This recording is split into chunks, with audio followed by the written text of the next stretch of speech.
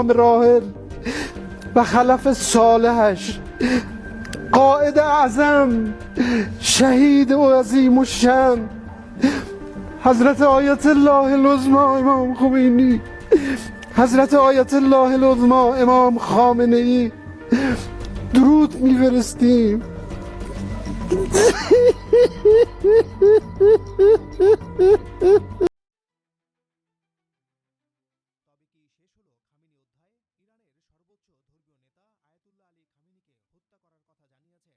মধ্যপ্রাচ্যে আগুন জ্বলছে একেবারে দাউ দাউ করে।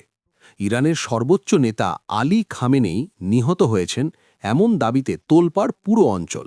যদিও তেহরান এখনও আনুষ্ঠানিকভাবে কিছু নিশ্চিত করেনি, তবু ইসরায়েলের পক্ষ থেকে দাবি করা হচ্ছে খামেনি আর বেঁচে নেই এমন শক্ত লক্ষণ পাওয়া গেছে। এই দাবির পর তেহরানের রাস্তায় নেমেছে হাজারো মানুষ, কেউ কাঁদছে, কেউ শোক মিছিলে। পরিস্থিতি একেবারে থমথমে, ভারী।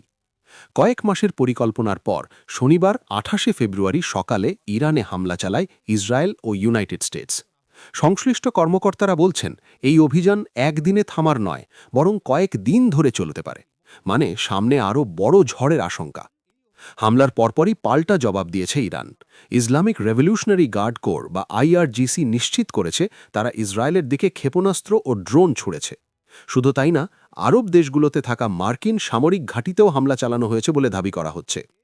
সব মিলিয়ে অবস্থা এমন দাঁড়িয়েছে যুদ্ধ যেন দরজায় কড়া নাড়ছে। ইসরায়েলের এক কর্মকর্তা রয়টার্সকে জানান, কয়েক মাস ধরেই ইরানে হামলার পরিকল্পনা করা হচ্ছিল। আক্রমণের তারিখও কয়েক সপ্তাহ আগে চূড়ান্ত করা হয়। একইভাবে এক মার্কিন কর্মকর্তা জানিয়েছেন যুক্তরাষ্ট্রের অভিযানও কয়েক দিন ধরে চালানোর প্রস্তুতি ছিল। এরই মধ্যে ইসরায়েলের প্রধানমন্ত্রী বেঞ্জামিন নেতানিয়াহু দাবি করেছেন খামেনির কম্পাউন্ড ধ্বংস করা হয়েছে। তিনি বলেন, স্বৈরাচারী খামেনি আর নেই এমন বহু লক্ষণ পাওয়া যাচ্ছে, তবে সরাসরি নিহত হওয়ার ঘোষণা দেননি। আরেকজন ঊর্ধ্বতন ইসরায়েলি কর্মকর্তা দাবি করেছেন খামেনির মরদেহ উদ্ধার করা হয়েছে, কিন্তু ইরান এখনও চুপ, কোনো নিশ্চিত বক্তব্য দেয়নি। এক ভিডিও বার্তায় নেতানিয়াহু ইরানের জনগণকে রাস্তায় নামার আহ্বান জানান। তার ভাষায়, কাজ শেষ করার সময় এসেছে। তিনি আরও বলেন, আইআরজিসির শীর্ষ কমান্ডার ও পারমাণবিক কর্মসূচির গুরুত্বপূর্ণ কর্মকর্তাদের নির্মূল করা হয়েছে এবং অভিযান চলবে। এদিকে আইআরজিসি ভিএইচএফ বার্তার মাধ্যমে ঘোষণা দিয়েছে হরমুজ প্রণালী দিয়ে কোনো জাহাজ চলাচল করতে পারবে না। ইউরোপীয় নৌ মিশন জানিয়েছে বেশ কয়েকটি বাণিজ্যিক জাহাজ এমন বার্তা পেয়েছে। যদিও ইরান সরকার আনুষ্ঠানিকভাবে কিছু বলেনি, তবু বৈশ্বিক জ্বালানি বাজারে ইতোমধ্যে অস্থিরতা শুরু হয়েছে। সংযুক্ত আরব আমিরাতের দুবাইয়ে বিস্ফোরণের শব্দ শোনা গেছে। পাম আইল্যান্ড এলাকায় ধোঁয়া দেখা গেছে। আহত হয়েছেন অন্তত ৪ জন। কুয়েত আন্তর্জাতিক বিমানবন্দরে ড্রোন হামলায় কয়েকজন কর্মী আহত হয়েছেন। জরুরি প্রোটোকল চালু করে পরিস্থিতি নিয়ন্ত্রণে আনা হয়েছে বলে জানিয়েছে কর্তৃপক্ষ।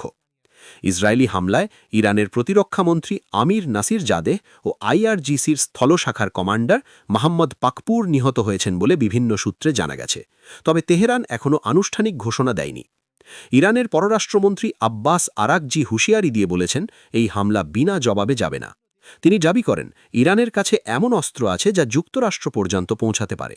তার ভাষায়, আগুন জ্বালালে তার উত্তাপ সবার ঘরেই লাগবে।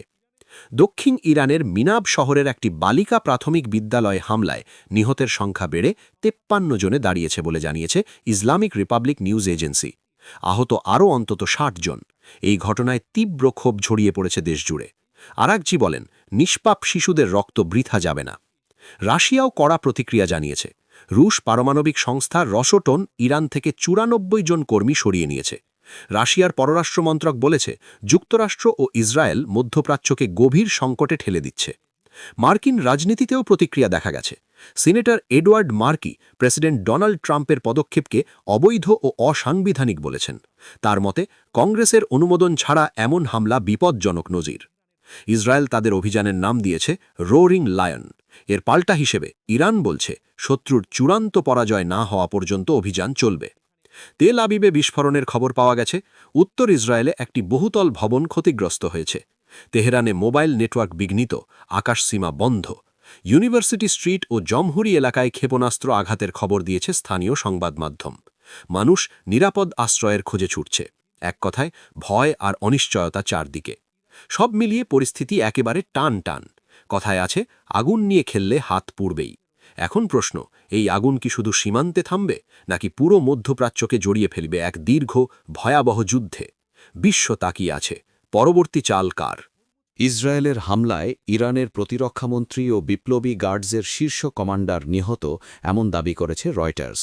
মধ্যপ্রাচ্যে উত্তেজনা চরমে পৌঁছেছে।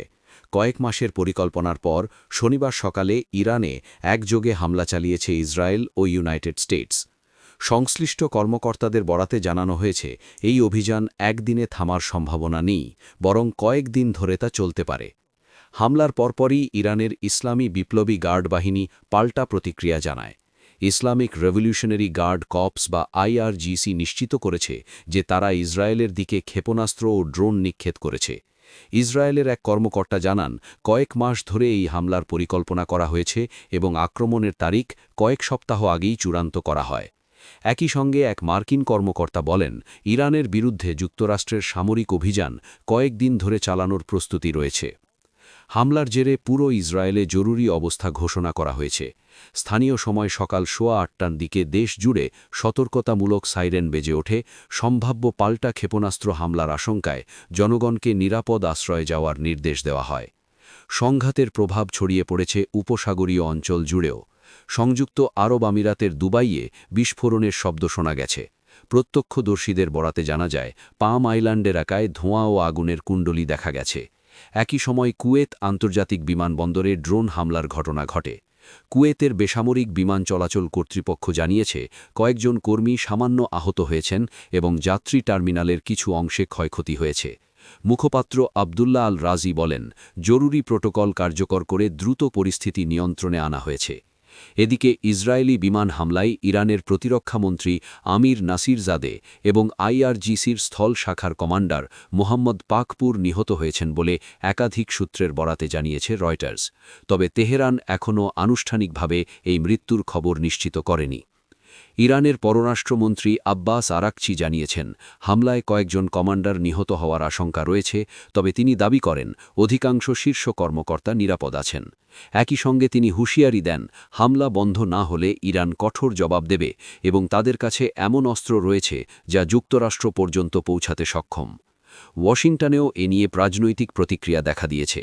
মার্কিন senator Edward Markey president Donald ট্রাম্পের ইরান অভিযানকে অবৈধ ও অসাংবিধানিক বলে আখ্যা দিয়েছেন। তিনি বলেন, কংগ্রেসের অনুমোদন ছাড়া এই হামলা আঞ্চলিক যুদ্ধের ঝুঁকি বাড়াচ্ছে এবং এতে মার্কিন সেনা ও বেসামরিক নাগরিকরা হুমকির মুখে পড়তে পারেন। দক্ষিণ ইরানের মিনাব শহরের একটি বালিকা প্রাথমিক বিদ্যালয়ে হামলার ঘটনায় নিহতের সংখ্যা বেড়ে 53 জনে দাঁড়িয়েছে বলে জানিয়েছে রাষ্ট্রীয় সংবাদ সংস্থা ইসলামিক রিপাবলিক নিউজ এজেন্সি। আহত হয়েছেন আরও অন্তত 60 জন। নিহতদের সবাই ওই স্কুলের শিক্ষার্থী বলে নিশ্চিত করা হয়েছে। পররাষ্ট্রমন্ত্রী আরাকচি এই হামলাকে বর্বরতা আখ্যা দিয়ে বলেছেন, এটি বিনা জবাবে ছেড়ে দেওয়া হবে না। উদ্ভূত পরিস্থিতিতে হরমুজ প্রণালী দিয়ে জ্বালানি পরিবহন সাময়িকভাবে স্থগিত করেছে বিশ্বের কয়েকটি শীর্ষ জ্বালানি কোম্পানি। প্রতিদিন প্রায় 20 ব্যারেল তেল পরিবহনের এই গুরুত্বপূর্ণ রুটে জাহাজ চলাচল বন্ধ হওয়ায় বৈশ্বিক জ্বালানি বাজারে অস্থিরতা তৈরি হয়েছে। রাশিয়াও পরিস্থিতি নিয়ে উদ্বেগ জানিয়েছে। রুশ পারমাণবিক সংস্থা রসটম জানিয়েছে, তারা ইরান থেকে 94 জনকে সরিয়ে নিয়েছে। সংস্থাটির প্রধান আলেক্সি লিখাচেভ সতর্ক করে বলেছেন, কোনো অবস্থাতেই পারমাণবিক স্থাপনাকে লক্ষ্যবস্তু করা উচিত নয়। রাশিয়ার পররাষ্ট্র মন্ত্রণালয় যুক্তরাষ্ট্র ও ইসরায়েলকে হামলা বন্ধ করে রাজনৈতিক ও কূটনৈতিক সমাধানের পথে ফেরার আহ্বান জানিয়েছে। ইসরায়েলি সেনাবাহিনী জানিয়েছে, ইরান থেকে নতুন দফায় ক্ষেপণাস্ত্র ছোড়া হয়েছে এবং সেগুলো প্রতিহত করার চেষ্টা চলছে। জনগণকে নিরাপত্তা নির্দেশনা মেনে চলার আহ্বান জানানো হয়েছে। আইআরজিসি এক বিবৃতিতে বলেছে, শত্রুর চূড়ান্ত পরাজয় না হওয়া পর্যন্ত তাদের সামরিক অভিযান অব্যাহত থাকবে। উপসাগরীয় বিভিন্ন দেশেও বিস্ফোরণের খবর পাওয়া গেছে। সৌদি আরবের রিয়াদ, সংযুক্ত আরব আমিরাতের আবুধাবি, কাতার, কুয়েত ও বাহরাইনে সতর্ক সাইরেন বাজানো হয়েছে। বাহরাইনে অবস্থিত মার্কিন নৌবাহিনীর ৫ম নৌবহরের সদর দপ্তর লক্ষ্য করে ক্ষেপণাস্ত্র হামলার অভিযোগ উঠেছে। ব্রিটেন পুনরায় হুঁশিয়ারি দিয়েছে, ইরানকে কখনোই পারমাণবিক অস্ত্র তৈরি করতে দেওয়া হবে না। একই সঙ্গে উপসাগরীয় অঞ্চলে অবস্থানরত ব্রিটিশ নাগরিকদের নিরাপদ আশ্রয়ে যাওয়ার নির্দেশ দেওয়া হয়েছে। ইউক্রেন বর্তমান উত্তেজনার জন্য সরাসরি ইরান সরকারকে দায়ী করেছে এবং সাধারণ ইরানি জনগণের প্রতি সমর্থন জানিয়েছে। মধ্যপ্রাচ্যে এই সংঘাত দ্রুতই বহুমাত্রিক আঞ্চলিক যুদ্ধের রূপ নেওয়ার আশঙ্কা তৈরি করেছে। পাল্টাপাল্টি হামলা, দূতাবৈশ্বিক চাপ ও জ্বালানি বাজারের অস্থিরতার মধ্যে দিয়ে পরিস্থিতি কোন দিকে গড়ায়, এখন সেদিকেই নজর বিশ্ববাসীর।